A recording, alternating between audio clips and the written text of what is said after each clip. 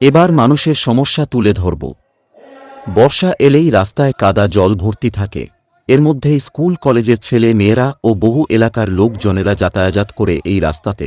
রাস্তা জুড়ে মরণ ফাঁদ, প্রতিশ্রুতি মিলেছে অনেক, কিন্তু রাস্তার হাল আর ফেরেনি। কবে মেরামতি হবে জানতে চায় জনগণ। সেই জনগণকে নিয়ে ডেপুটেশন দিল।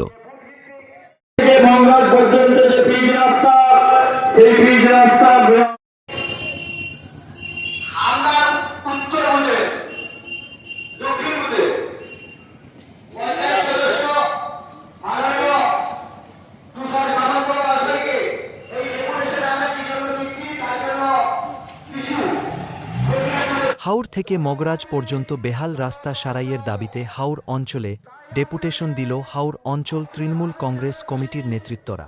উপস্থিত ছিলেন বিধায়ক প্রতিনিধি জহিরুল ইসলাম। উন্নয়ন চাচ্ছি, কিন্তু অকর্মণ্য যে বিজেপি চালিত হাওড় অঞ্চলের পর সে কাজ করছে না, যার ফলে এই উন্নয়ন হচ্ছে না, উন্নয়ন মানুষ পাচ্ছে না। আজকে আমরা এসে দেখলাম 2023-এর পঞ্চায়েত নির্বাচন।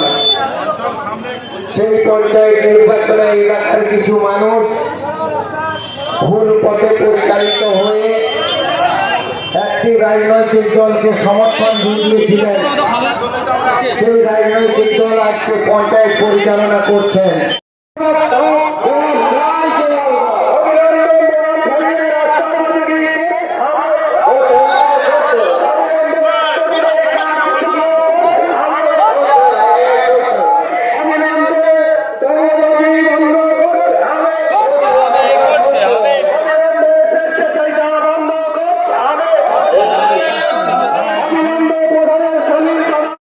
রাস্তার উন্নয়ন, জলের উন্নয়ন, কিন্তু যাতে আমাদের হাওড় থেকে মগরাজ যাওয়ার রাস্তা খুব খারাপ হয়ে আছে, এই রাস্তাগুলো যাতে খারাপ হয় সেই জন্য প্রধানের কাছে ডেপুটেশন।